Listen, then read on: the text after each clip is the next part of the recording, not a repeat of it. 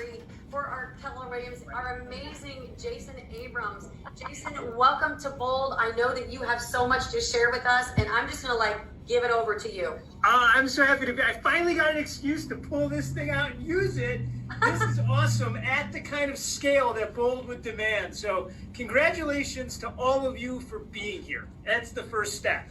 So let's get right into this, because here's the deal. When we say that your data bank is your business, we really mean it. And that's because there's a universal truth that underpins all of residential real estate. People do business with people they like. That's just a thing, and we're not going to get away from that thing. As a matter of fact, we run towards that thing, because here's what we know. We know that when people like you, that means that you've earned trust with them. And when you ask people, why did you use blank as your realtor? 9 times out of 10, it's going to have something to do with trust. And so how is this trust earned? Because here's the thing, it's a privilege, not a right, and you're going to have to make decisions every day by which to earn that privilege. So think of it like this.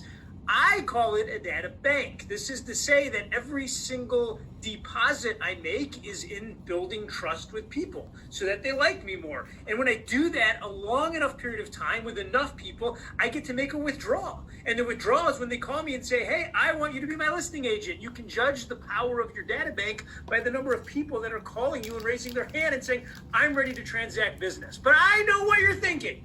You're thinking, but wait a second, Jason, so much about this is me calling other people. But let me ask you the question. Do you think you could go make a withdrawal from an account until you've made the deposits? This is not a new idea that givers gain, and ultimately we take the first step towards people in order for them to be willing to take a step towards us. This is just the natural tendency that is humanity.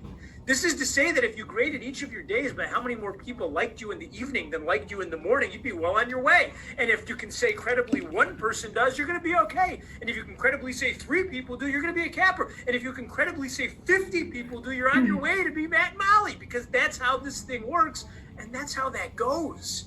And you look up and we can see in real time that residential real estate, all sales for that matter, has seasons. And it's not 4 of them as you would think about the world, but you're in a really unique one right now when we think about data bank management. This is to say that if we were to simply treat all people like names in a digital Rolodex, we wouldn't be moving any closer to them.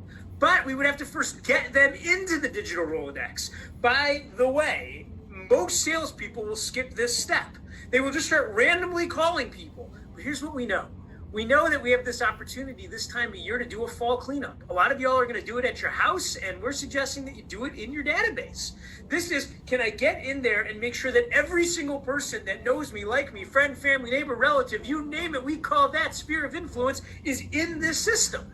Then we can go in and we can start segmenting these groups. And for some of y'all, you're going to have past clients, and you're going to have VIPs, and you're going to have strangers, and you're going to have neighbors. And we know that if we were to treat everybody the same, our message would ultimately be muted. Think of this. If a stranger walked up to you on the street and gave you a birthday card, how much meaning would that card have for you? But if your mom or dad or brother or sister didn't give you one on your 40th birthday, how much meaning would that have for you? Meaning that relationship is in context. And when we tag, we allow that context to become 4-dimensional within our ecosystem. Until we add context, it's just names on a list.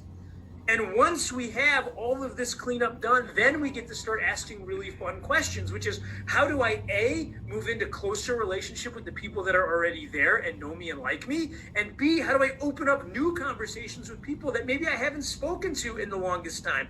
And maybe people that I've never spoken to. I mean, this is the fundamental challenge that is all residential real estate sales, which is how do more people move closer to me emotionally more often? And you have strangers and you have friends and relatives. And we have to address both sides. And this is why this is the perfect time of year to be having this conversation, because after the fall cleanup, we get the gift of the winter of renewal. You all realize that we have so many natural touch points coming over the next 60 days. I mean, all the way from Thanksgiving into the New Year's, into the holiday seasons. And here's what else we know. We should run towards the fact that it's going to be a COVID holiday season. There's going to be people that won't be getting together with their families for Thanksgiving. Whether or not you're choosing to isn't the question, but get real clear. Our friends at Google told us at MegaCamp that you're talking about 30+% of the populace that isn't feeling comfortable leaving the house for the next 16 months. So this is to say you got a lot of people. Ask yourself this, just think about it in terms of just masks. Do you think you're seeing less actual smiles in your day-to-day life? And if the answer is no, let me just tell you the math disagrees with you. You're seeing less smiles. You're seeing less facial features. We communicate so much with our face. You cannot tell me that you don't think that by not seeing more people smile, it doesn't change the way that you think mentally. The mental health professionals are telling us that the data is in. People are searching for connection. They're trying to find it any way they can. This is the responsibility of the residential real estate agent as we enter the winter of renewal. This is why every time I say real estate agents as first responders and everybody chuckles, let me tell you why it's no laughing matter. Because I happen to love first responders. I love good police that make good decisions. I love good nurses that make good decisions. I love good doctors that make good decisions. I love good soldiers that make good decisions. But you know what? Every one of those cohorts waits for their phone to ring or for someone to be dropped off at their front door before they can engage. Meaning they first respond to an emergency once that emergency has happened. Y'all realize that the gift of being a residential realtor is that we first respond before the emergency? We make people's lives better prior to them raising their hand in the hopes that one day they'll raise their hand and let us be part of a transition for them. This is why this is so powerful. There's no other industry at scale that has the collective force that we do to change people's lives for the better. Simply calling, and y'all want to call it lead generation, I'm just going to call it loving people. That's what you would do if you loved people. You'd call it, you'd use the same script that you just heard, which is I'm calling to see how you are. And everyone's rolling their eyes right now because y'all think the care call is overdone. But let me tell you, there's a whole new group of people today experiencing a hardship that they didn't know about yesterday. That's called life. It happens at its own time. And so I'm begging you to lean into this, not for your sake, but for humanity's sake. Because when you look at the BOLD laws, you realize that if we were all living those ideals, we'd be coming from a society of abundance. We wouldn't be asking questions like, why are so many left behind? We'd be asking questions of, how did so many catch up? You see, here's the thing about BOLD. I was reading this. And this is from Platform Revolution. And you're going to say, wait a minute, Jason, this isn't a tech class. Cool. I'm not talking about tech. I'm talking about people. It says that a platform is a model that uses technology to connect people, organizations, and resources in an interactive ecosystem in which amazing amounts of value can be created or exchanged. Yo, you're living it right now, just being on this call. But is it any different when you pick up the phone and call one of your customers and bring an extraordinary amount of value to them? Or are you creating a platform effect within your own ecosystem? This is the concept of flywheel that you can literally breathe and live. And then I was reading in $1 Million Habits by Robert Ringer. Listen to this, because some of you, here's the thing. Some of you are here, but you're lacking the belief. I get that, by the way. You're lacking the belief, number one, that you can actually do all of the things you're going to be asked to do. And here's the thing.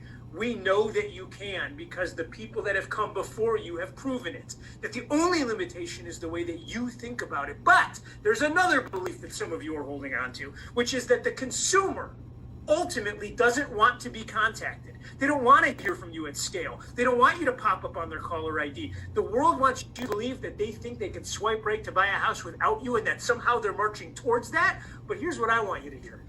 That if belief cannot be willed, because there's going to be a moment during the next couple of months where your will is going to fail you. It just does. And we're going to ask you to believe. And then you say, well, then how does one acquire it? The same way that we acquire an understanding of the world through the attainment of knowledge and wisdom. The greater your knowledge and wisdom, the more confident you are in your beliefs. By knowledge, I'm referring to specific information. You're going to get so much of it in BOLD, you won't know what to do with yourself. But by wisdom, I'm referring to insight or common sense, which we believe was already built inside of you. What you are going to learn over the next several weeks is a lot of knowledge. And all that knowledge is simply keys that we're hoping unlock the wisdom within you. Because somewhere deep inside, there's a soul that's been filled with all of the things that you need to live and thrive. You already know everything we're going to tell you. We just hope that you hear it a different way. And hear this. People, and that's all they are. You call them leads. They're not. They're people. And all people want is to be connected to other people that care about them. And whether you do it with one person or you do it with 1,000 people, simply talks about how much of an end effect you're going to enjoy. Bold is a pursuit in a human experience called love.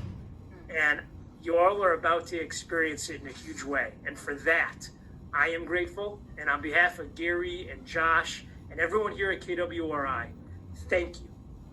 Thank you for being